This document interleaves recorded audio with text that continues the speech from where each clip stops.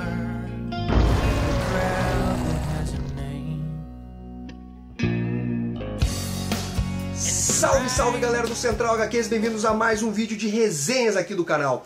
Eu vou abordar alguns lançamentos esses que vocês conseguem comprar na nossa parceira Liga HQ, que terá o link na descrição desse vídeo. Vamos começar pela nova mensal da editora Panini, Deadpool número 1, uma publicação que custa R$ 7,20, 52 páginas, ou seja, duas histórias por edição.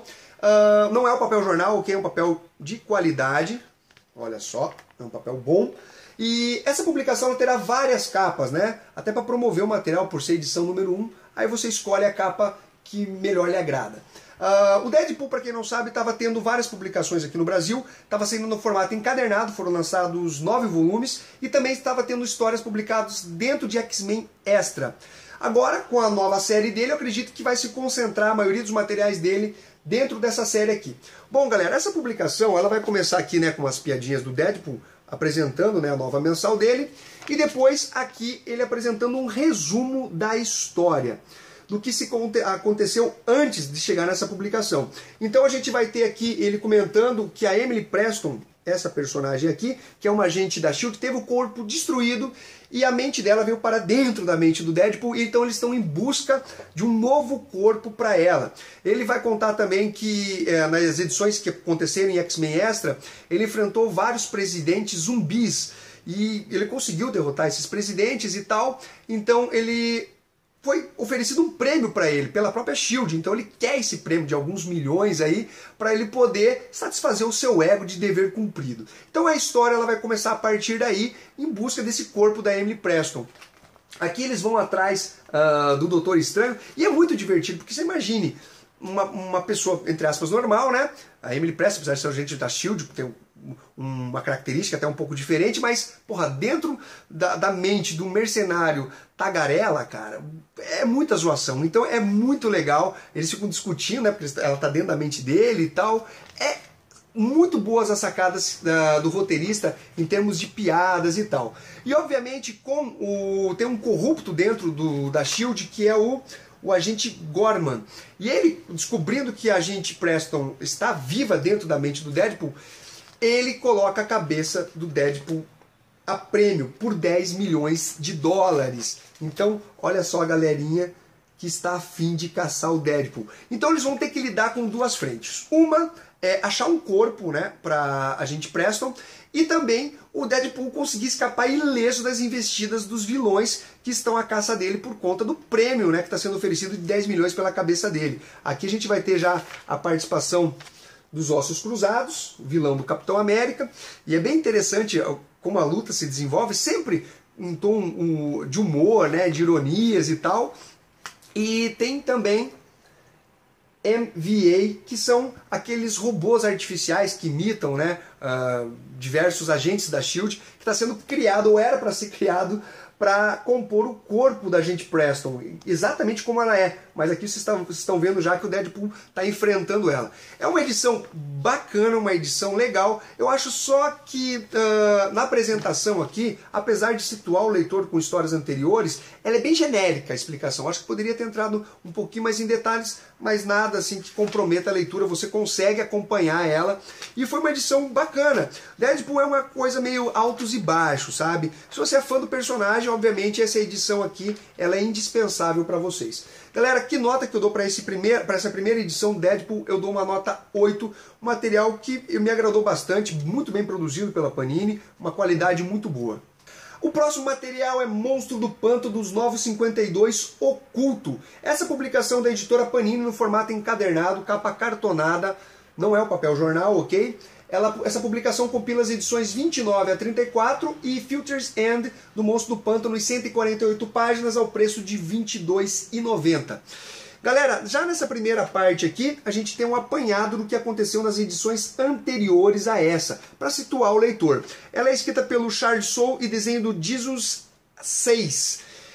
Desenhos excelentes e uma história muito boa. Ela vai começar aqui com eventos que aconteceram no encadernado anterior, onde o Monstro do Pântano ele fecha o parlamento das árvores, o verde fica basicamente concentrado nas decisões do próprio Monstro do Pântano, e com isso ele traz alguns aliados para a Terra, aliados que se tornaram mortais. Na verdade, todos os avatares, toda aquela galera que compõe o verde, eles foram em algum momento um mortal. Então ele traz a Dama Daninha, o Lobo e o irmão Jonah.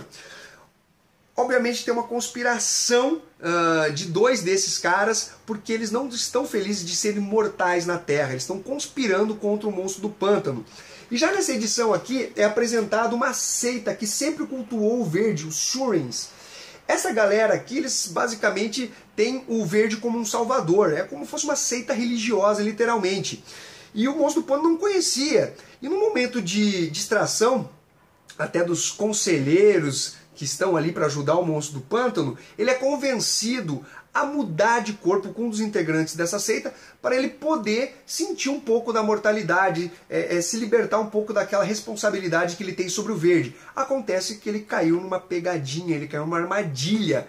Então ele fica num corpo mortal, enquanto o corpo dele é levado por uma agência secreta para estudos. Eles querem explorar o corpo do Monstro do Pântano. Então a história ela vai ter esse mote do Monstro do Pântano tentando recuperar e encontrando avatares até então nunca mostrados. Por exemplo, ele vai encontrar o avatar do Cinza, o avatar Micos do reino Fungi.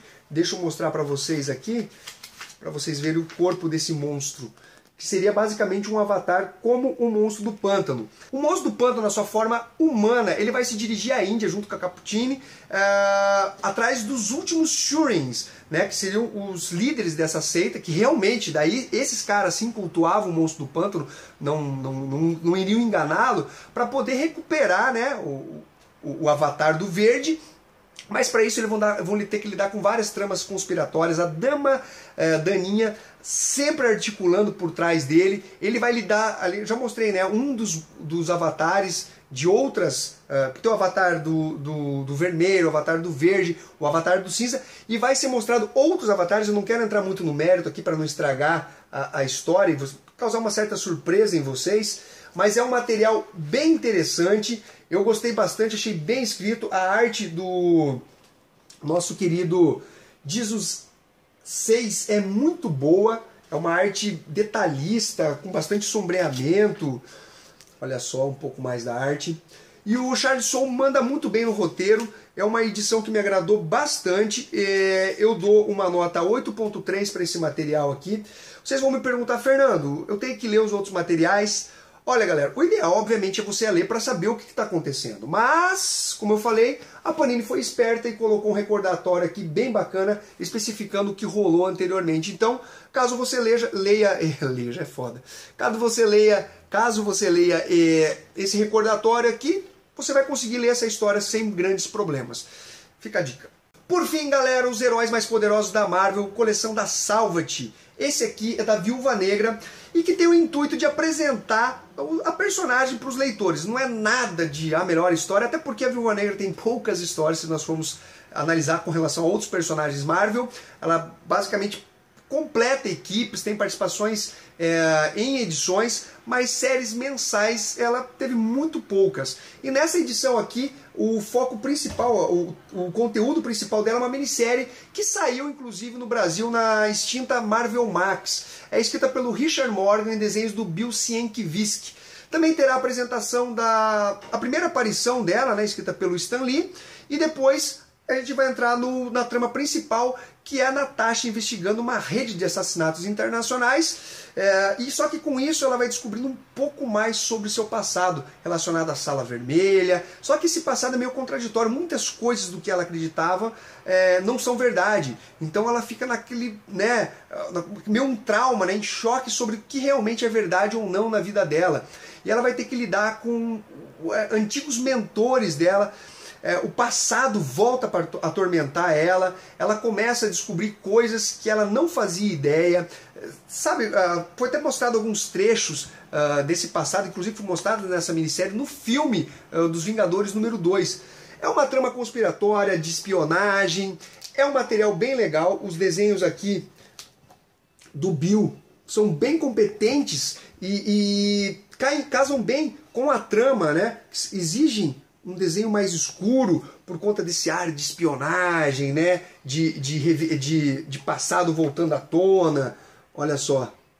Um material bem legal da Viúva Negra, nada espetacular, mas apresenta bem ela para os leitores. Mostra a sagacidade dela, né? Que ela é uma espiã, então o pessoal está tentando caçar ela e, obviamente, olha o que acontece com esses caras. Ela dá o troco. Material muito legal na parte de edição. Aqui tem uma apresentação, né? Contextualizando a personagem. Depois a gente entra aqui na primeira aparição dela numa história do Homem de Ferro. Ela era uma vilã, ok? E depois ela aqui se regenerando numa história do Homem-Aranha, inclusive usando o seu uniforme mais tradicional. Com relação aos extras, as várias capas aqui, né? Que são mostradas no decorrer da edição. E os extras são sempre muito legais. Aqui a gente vai ter uma galeria de arte, né? Da personagem. E aqui nos bastidores é feito um apanhado geral da cronologia dela, né, da importância dela dentro do universo Marvel. Ó, uma breve história da Viúva Negra, as edições aqui, ó, mostrado embaixo as edições importantes que ela apareceu. E basicamente isso porque ela é uma personagem, queira ou não, de segundo escalão, ou até terceiro. Ela mais já foi líder dos Vingadores e tal, mas ela é uma personagem que mais faz participações em títulos, é membro de grupos, mas em termos de revistas solos ela teve muito pouco materiais, vive mais de minisséries e afins. Galera, que nota que eu dou para esse material? Eu dou uma nota 8. Então fica a dica para vocês, é basicamente isso. Curtam o nosso blog tá foda pra caralho, várias coisas, não só sobre os vídeos do canal, mas notícias e afins, lançamentos, então. E deixa o seu comentário e curta e compartilhe. Um abraço para todos e até a próxima.